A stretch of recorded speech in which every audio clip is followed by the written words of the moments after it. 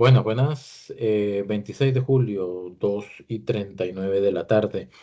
El día de ayer, el rector de la UCR, Gustavo Gutiérrez Espelta, o la UCR publicó un mensaje del rector en conmemoración del 25 de julio, el día de la anexión del partido de Nicoya Guanacaste. Sin embargo, para escuchar este discurso, es un discurso, no, es un mensaje, perdón, un mensaje de 2 minutos y un poquito más. Y toca una gran cantidad de temas, 13 temas, por lo menos, ¿ok? Y para escucharlo o para entenderlo desde mi óptica, yo hago una división hay muchos tipos de discursos o de mensajes, ¿ok? Pero hago una división entre dos tipos, o una comparación, un paralelo, mejor dicho, entre dos tipos de discurso. El discurso ideológico, que es un discurso que está aferrado a creencias de cómo yo creo o un grupo cree que deben suceder las cosas o debe transitar el mundo. Y el otro discurso es el técnico.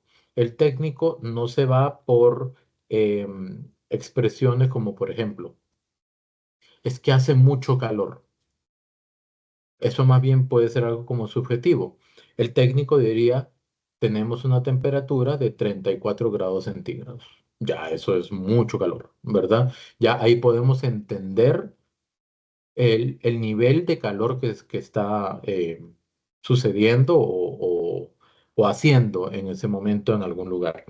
Entonces, el discurso ideológico y el discurso técnico o el mensaje ideológico y el mensaje técnico se deben saber distinguir. ¿Por qué? Porque al fin y al cabo es información.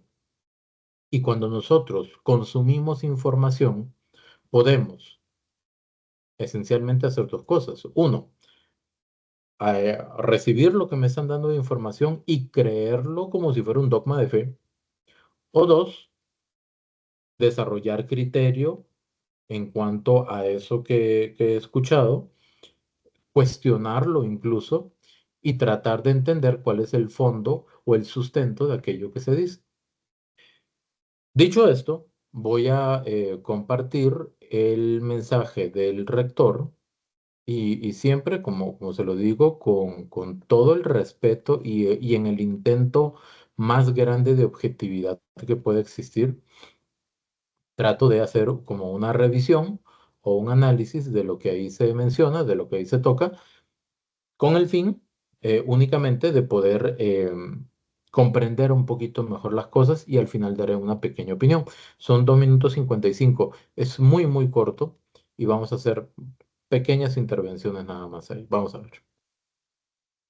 Bueno, y muy importante antes de ponerlo, este discurso o este mensaje, perdón, se da pues el día de ayer, 25 de julio, en el marco como ya lo mencioné, de los 200 años de la anexión del partido de Nicoya Guanacaste, pero también se da en un contexto, y ese contexto es la negociación del FES, del Fondo Especial para la Educación Superior, que reciben las 5 universidades públicas.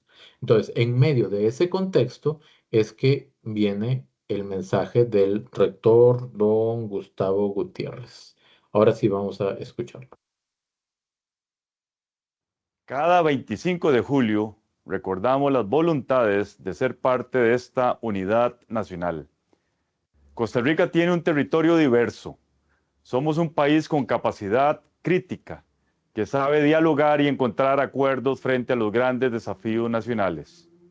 Por ello, hago evidente que hay alcahueterías que nos preocupan y le deben de preocupar a usted. Muy bien. Acá hay un verbo, primero que todo, deber, ¿verdad? Que nos deban preocupar puede venir desde la intención del mensaje, pero no necesariamente em, en el mensaje se da a entender que yo tengo que tener esa preocupación. ¿Por qué? Porque me menciona la otra parte que yo debo tener esa preocupación, me debe importar.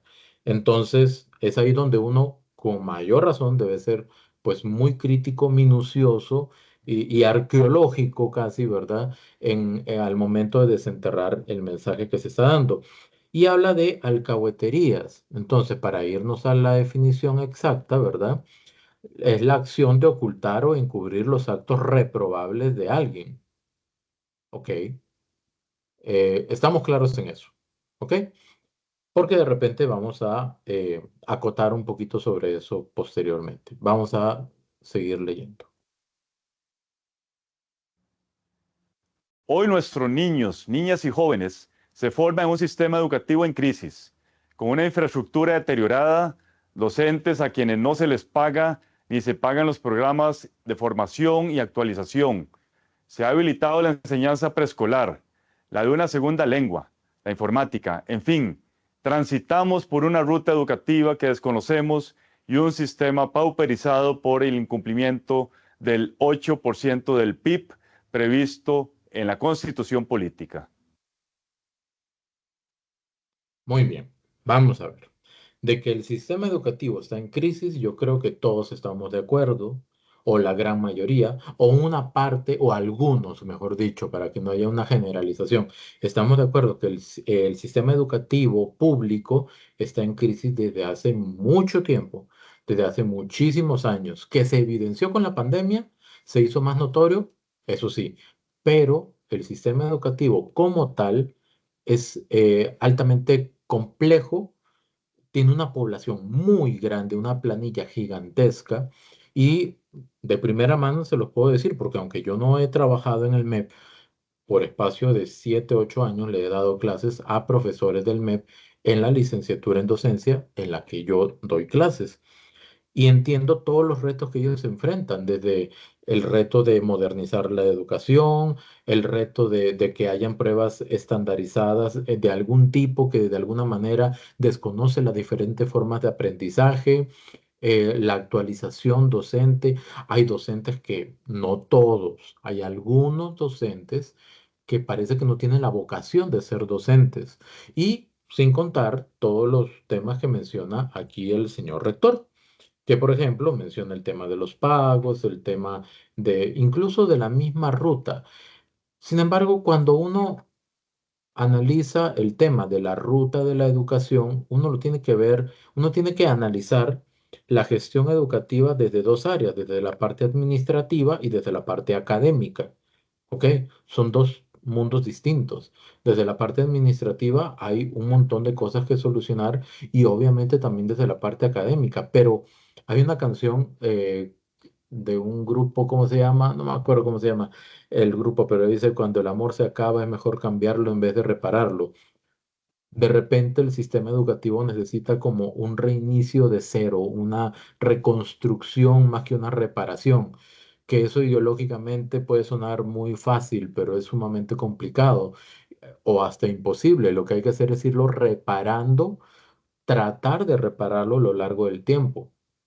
Para algunas personas, la ministra de Educación, Catherine Müller, ha quedado debiendo.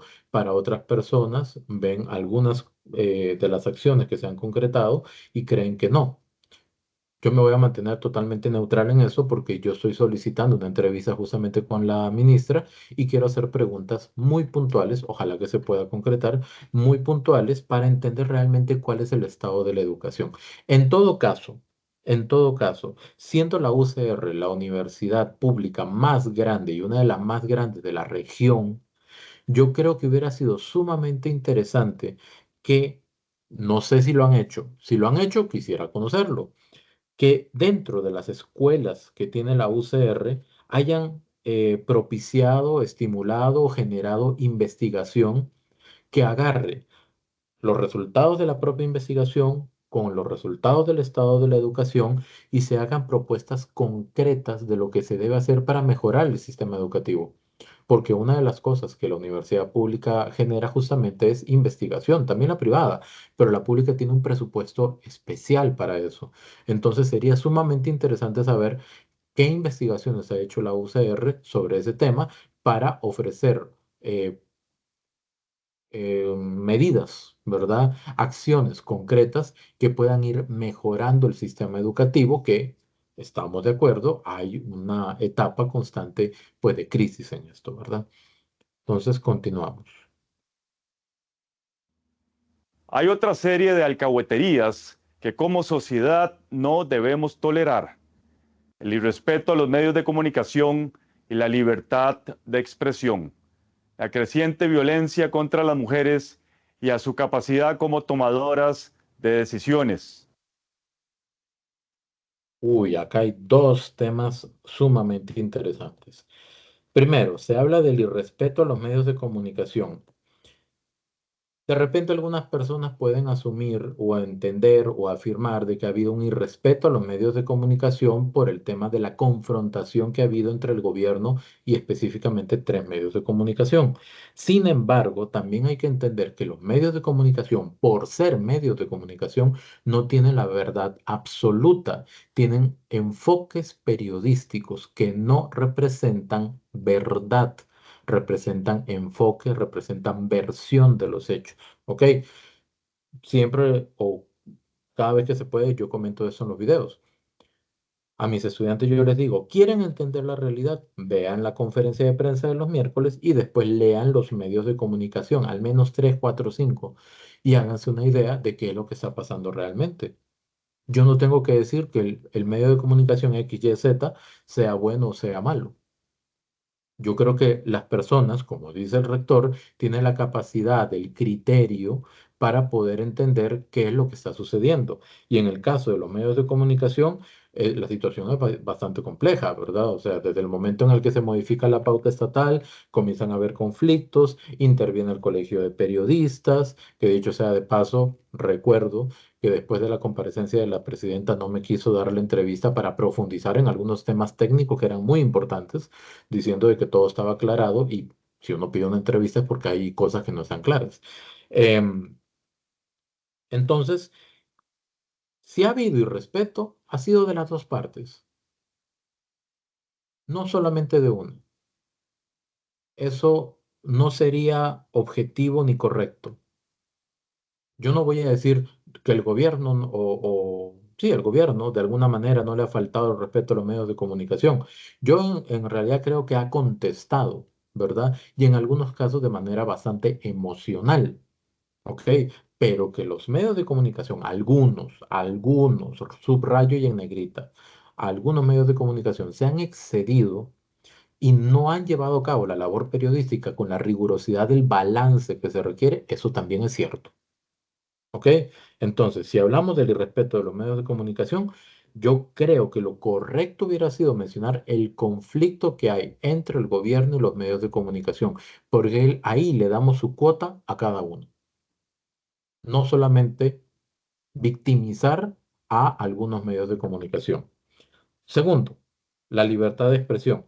Si no hubiera, aquí sí tengo que ser muy enfático, si no hubiera libertad de expresión, el Comité Ejecutivo Nacional de Liberación Nacional, del Partido de Liberación Nacional, no hubiera comparado antier al presidente Rodrigo Chávez con Nicolás Maduro en Venezuela. Un ser, ay, si me voy a disculpar por la palabra, sencillamente despreciable. O sea, es un tirano, un dictador, un ser con una inhumanidad increíble. Entonces, creo que el hablar de que no hay libertad de expresión o que hay problemas con la libertad de expresión. Yo creo que más bien hay mucha libertad de expresión en comparación a países donde de verdad no existe libertad de expresión y hay represión de los informadores. Y cuando habla de la violencia hacia la mujer, habla de dos puntos, violencia hacia la mujer y la capacidad para, o sea, como que limitan su capacidad para tomar decisiones. Voy a comenzar con el segundo punto. Limita la capacidad para tomar decisiones. ¿A qué se refiere? Ahí sí, yo me quedé perdido. Porque, digamos, un ejemplo de cómo a la mujer se le está limitando para tomar decisiones. eh, yo creo que el gabinete, hablando de gobierno, tiene una buena cantidad de mujeres, o si no es la mayoría. ¿Ok? Eso por un lado. No he escuchado o visto ejemplos de que se silencien a las mujeres por ser mujeres al momento de tomar decisiones. Creo que si hay algún estudio, dato específico y concreto que ilustre este punto, sería bueno darlo. Y la violencia hacia las mujeres, eso es innegable. Innegable. Los casos de los femicidios, las estadísticas que hablan también de la agresión hacia las mujeres. Y también ahí se debía haber citado o mencionado la agresión que recibió la ministra de Educación el jueves antepasado, porque el jueves pasado fue ayer, ¿verdad? El jueves antepasado en el CONARE. Eso no se puede omitir o invisibilizar un acto de que demuestra tal exceso. Ese fue un exceso, fue una falta de respeto, fue una agresión. ¿Ok? No hay otra palabra. Eso fue una agresión a una persona adulta mayor, que ya eso lo hace todavía más grave. ¿Ok? Pero eso fue una agresión. El hecho que oficialmente el CONARE no diga: está bien, hay independencia entre la Federación de Estudiantes y el CONARE y las universidades. Perfecto, eso yo lo entiendo. Pero están vinculados. Son parte del mismo combo, digamos, ¿verdad? La Federación de Estudiantes, las universidades, el CONARE, los rectores, obviamente, que conforman el CONARE, la comunidad docente y administrativa. Todos son parte de una misma familia. Y de una forma, no, de muchas formas, los rectores, las autoridades académicas, los profesores, son formadores de esos estudiantes que estuvieron ahí presentes y que generaron esa agresión hacia la ministra. Creo que si se está hablando de libertades, de la violencia contra la mujer y todo eso, creo que me parece muy personalmente que ahí sí calza el término alcahuetería. Volvamos a la definición de alcahuetería: acción de ocultar o encubrir los actos reprobables de alguien. Yo no estoy diciendo que el CONARE o el rector de la UCR esté ocultando o encubriendo, pero no lo están mencionando. Y yo creo que así como esto sucedió en el CONARE debió haberse pronunciado también reprobando y condenando las acciones de los estudiantes. Yo tengo la fe completa y total de que si yo le pregunto directamente a los rectores si están de acuerdo con lo que hicieron esos estudiantes a la ministra, ellos van a decir que no estuvo bien, ok, pero deberían dar una posición oficial y también darle una orientación a estos estudiantes para decirles: tienen libertad de expresarse, tienen libertad de manifestarse, pero no pueden agredir a una persona en el proceso. Eso es parte elemental de su proceso formativo. Y continuamos a ver.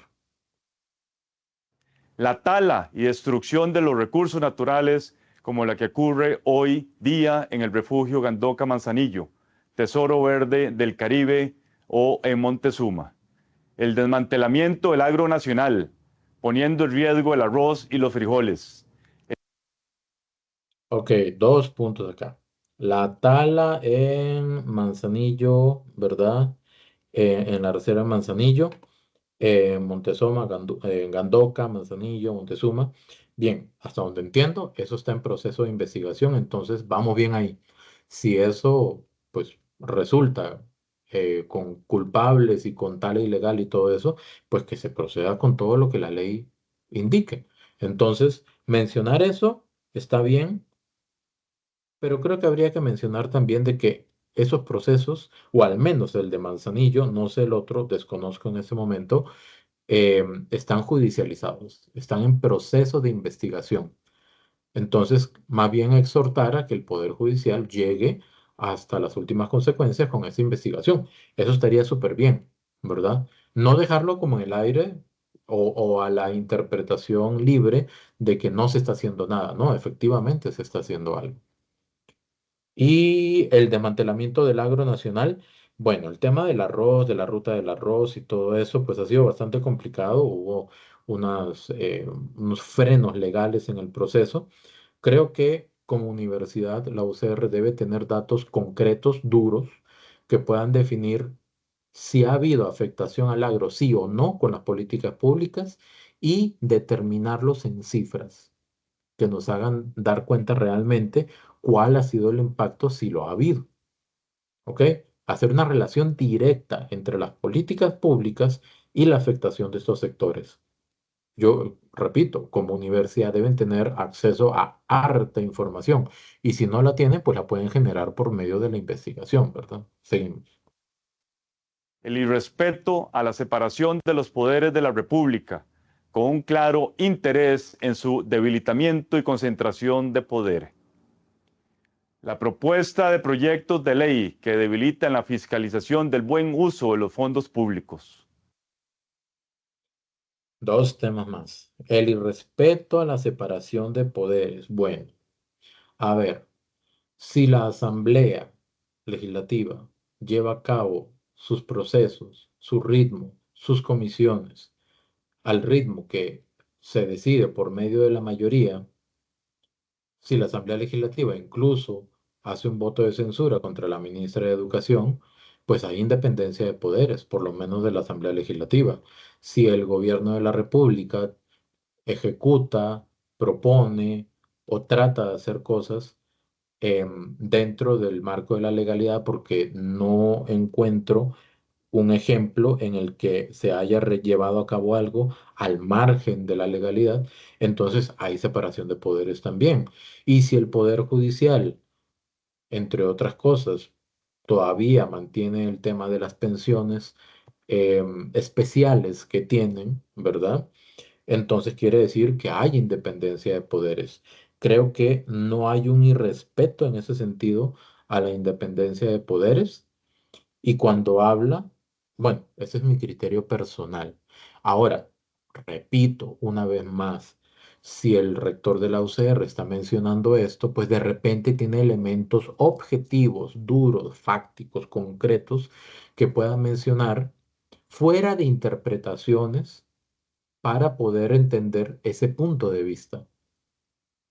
Y el tema de la Contraloría, con lo de la ley Jaguar, este ya es un tema en el que cada quien debería identificar o decidir si esta ley Jaguar realmente está debilitando la capacidad fiscalizadora de la Contraloría. Fiscalizar. Si ustedes tienen conocimiento de cómo se conforma una junta directiva, hay siempre un fiscal. El fiscal no interviene en lo que hace la junta directiva o la organización a la que representa la junta directiva. El fiscal observa, toma nota, denuncia, habla, ¿verdad? Alza la voz, pero no interviene, no frena, no dice qué es lo que hay que hacer para que se haga. En todo caso, hace un informe al final de cada periodo e indica todas las cosas que vio mal, todas las cosas que vio bien, todas las cosas que hay que mejorar, hace propuestas, etcétera. Entonces, yo entiendo que el papel de la Contraloría originalmente debería ser ese, incluso según lo que dice la Constitución. Eh, hay un par de videos que yo hice leyendo la ley Jaguar, comparando los artículos, y ahí cada uno puede decidir, ¿se le está quitando la posibilidad de fiscalización? ¿Sí o no? Que el rector de la UCR lo diga, pues probablemente el rector de la UCR y la UCR están convencidos de eso.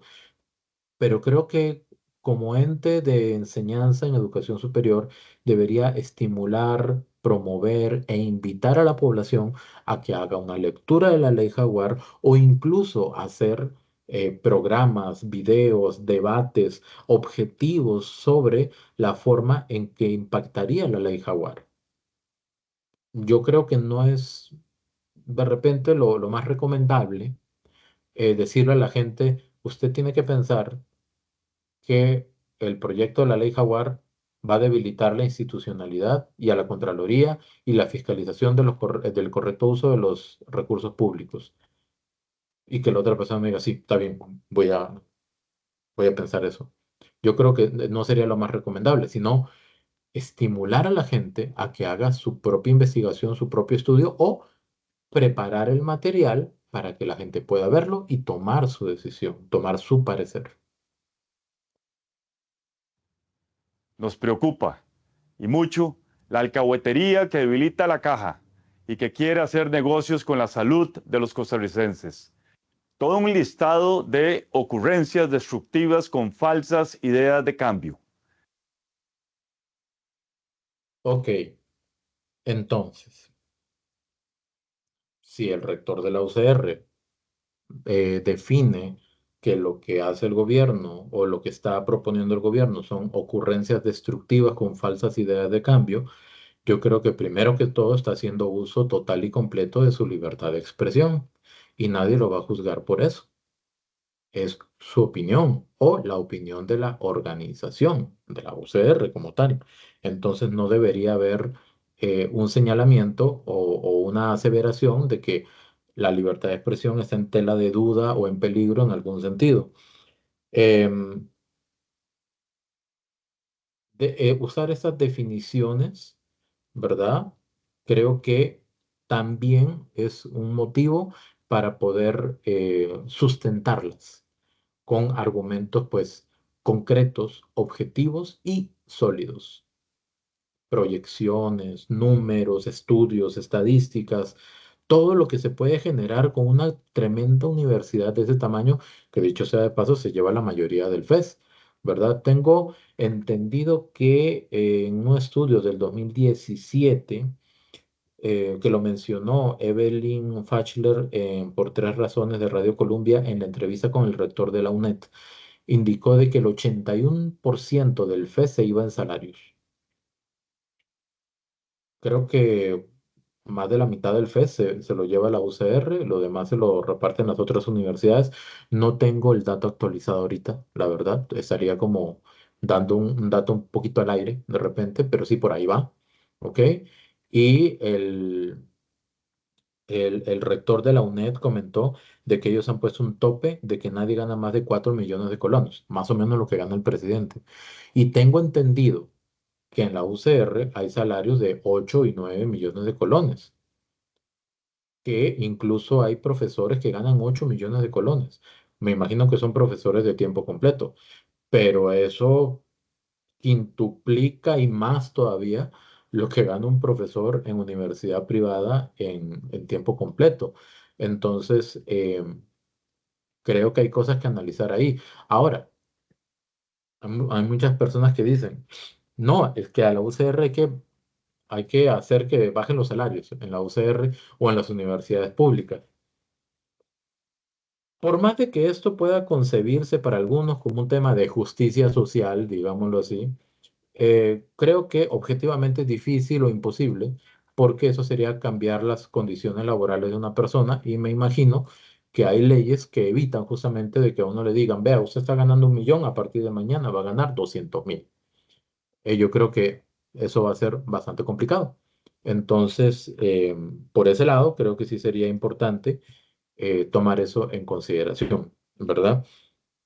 O sea que no es una posibilidad realmente. Y habla sobre el negocio con la caja. Bueno, eh, eso es un tema que casi que se plantea como una cuestión ideológica. ¿Por qué? Porque son muchas afirmaciones que se hacen, incluso desde la Asamblea, pero concretamente, ¿cómo se puede sustentar eso? Es que es muy delicado decir algo de este tipo sin tener el sustento, porque habrán personas que escuchan o reciben cierta información y van a comenzar a repetir, es que quieren hacer un negocio con la caja, que quieren privatizar la caja, es que quieren desmantelar la caja. Ok, bien, ¿por qué? ¿Cómo? ¿De qué manera? ¿Qué se ha hecho hasta ahorita para eso? ¿Cuáles son los pasos a seguir? ¿Cuáles han sido las empresas beneficiadas? Eh, ¿Es legal o no es legal eso? Y estas preguntas que hago son genuinamente propias para poder yo entender realmente si hay un negocio con la caja que se enfoca hacia el desmantelamiento de la misma. Entonces, ¿por qué hago este video? Porque cuando yo escuché ese mensaje del rector de la UCR, en un momento perdí completamente la línea de cuántos temas estaba tocando. Eran un montón. Por eso les conté como 13. Entonces, creo que si se van a tocar una gran cantidad de temas de este tipo, va a ser un mensaje tan concentrado, quizás sería más conveniente hacerlo más largo y más detallado o menos temas, pero con mayor detalle de cada uno. Y vamos con la parte final. Esto no va de elegir entre vivienda o educación, va de fortalecer un Estado social de derecho que está llamado a garantizar la inclusión y la justicia social. Costarricenses, la educación superior pública rinde cuentas de forma permanente a la sociedad que nos financia. Como universidades haremos todo lo posible por reivindicar un financiamiento justo que siga permitiendo que miles de jóvenes guanacastecos y otras regiones tengan derecho a un futuro tal y como lo pensaron los grandes visionarios que forjaron nuestra patria. Hago un llamado de alerta extensivo no solo al sector educativo en el país, sino a todos aquellos que hoy están amenazados. Bien, bien. Vamos primero con el llamado de alerta y después con el de vivienda por educación. Em, pues ese llamado de alerta se parece mucho a la mención que hizo el presidente Rodrigo Chávez hace unos días en televisión, cuando él dijo que si no, que si se declara inconstitucional la ley Jaguar, entonces la gente probablemente se manifestaría en las calles, porque les estarían quitando al pueblo la posibilidad de decidir sobre temas importantes. Y claro, lo señalaron por eso. Yo creo que el llamar a una, de alguna forma, ¿verdad? A un tipo de movilización, no, hace un llamado de alerta el rector de la UCR y habla de las personas afectadas, entonces de alguna manera los está convocando a por lo menos estar en alerta. Y tampoco veo que esté mal. Creo que está bien que la gente esté alerta sobre los temas que le interesan. Sin embargo, yo quisiera pensar que usted, que deciden manifestarse de alguna manera, tengan plena conciencia y criterio de qué es lo que están defendiendo, cuáles son los proyectos, los ideales que está defendiendo y que los pueda sostener en un eventual interrogatorio o diálogo, mejor dicho, en un eventual diálogo o debate. Y yo le pregunto, ok, ¿usted por qué viene, está marchando, por qué? En el caso de una marcha. Eh, para mejorar la educación. Ok, ¿cómo? Que den la plata del FES. Ok, muy bien. Eh, ¿Usted sabe cómo se reparte el FES? Es para la educación. Ok, estamos de acuerdo, pero ¿sabe cómo se reparte el FES? ¿Cómo se distribuye? ¿Cuánto recibe la universidad en la que usted está? Em, ¿Cuánto se destina directamente a la parte de lo que es el estudiante, ¿verdad? ¿Cuánto se destina a becas en la proporción, por ejemplo, de salarios? Eso es lo que me gustaría que una persona X, si se le pregunta o yo le preguntara, que esa persona me sepa contestar, entonces diga, ok, perfecto, esa persona tiene plena convicción de qué es lo que está defendiendo. No comió masticado, agarró el plato, lo revisó bien, lo analizó y se lo comió parte por parte, saboreó cada cosa, sabe qué fue lo que consumió. Perfecto, muy bien. Eso se llama criterio. Es justamente a lo que evoca el rector en la primera parte de su mensaje. Solamente para terminar, a mi criterio, muy personal. En este mensaje faltaron datos, muchos datos, por lo menos una tanda de 13 datos o 13 tandas de datos, porque yo conté 13 temas que se mencionaron ahí. Luego, mencionar el tema de la agresión a la ministra. ¿Por qué ser tan específico en esto? Pues por los motivos que ya mencioné, pero yo creo que esencialmente no se puede omitir o invisibilizar. Estuvo muy mal. Y si eso no se condena, se puede repetir. Y no está bien que uno sea selectivo al momento de condenar los actos de violencia, como sucede en la Asamblea Legislativa. Hay un grupo de diputados que hablan de agresión hacia la mujer, pero no dicen nada cuando a unas diputadas en específico se les agrede de palabra e incluso se exponen sus datos personales. Ahí es donde uno dice, no encuentro lógica en lo que se plantea. Luego, sí siento con mucho respeto de que obviamente es un discurso ideológico, ¿ok? ¿Por qué digo ideológico? Porque al final habla de no intercambiar, canjear o sacrificar de alguna manera viviendas por educación. O sea, si invierto más en educación, tengo que disminuir en vivienda. La inversión en educación está respaldada y protegida por la Constitución y estamos completamente de acuerdo. Lo que está en la Constitución está bien, es correcto, es adecuado, pero hay un detalle. La Constitución se hizo en 1949 con una estructura económica X del gobierno en aquel momento y la estructura económica del gobierno en este momento, o sea, del país en este momento, es completamente diferente. Se produce diferente y hay ingresos diferentes, hay gastos diferentes y hay deuda diferente. Entonces, el pedir nada más que se cumpla con un porcentaje del PIB para la inversión en educación, se tiene que entender también bajo la idea de que sea como sea, es un solo ingreso el que tiene el país y de ahí tiene que hacerse responsable de todo lo demás. Entonces, ¿cuánto podría eventualmente estarse afectando otras áreas cumpliendo esa? Es que de repente no hay para todos. Y eso es lo que habría que hablarlo con datos. Y eso sí lo podrían hablar con datos tanto el CONARE como, por ejemplo, el Ministerio de Hacienda, que es el contador del gobierno. Entonces, ahí es donde nos podemos dar cuenta realmente si es que no se quiere dar o es que no se puede dar ese porcentaje. Y y básicamente, pues repetir, hay discursos de discursos, mensajes de mensajes, el ideológico y el técnico. Yo siento que hubo una carga ideológica importante, pero faltó la parte técnica, que son los datos concretos, objetivos, duros, los números que puedan establecer realmente cuál es la necesidad real o la situación real de cada uno de los 13 temas que aquí se tocaron. Eso sería. Muchas gracias. Que estén muy bien.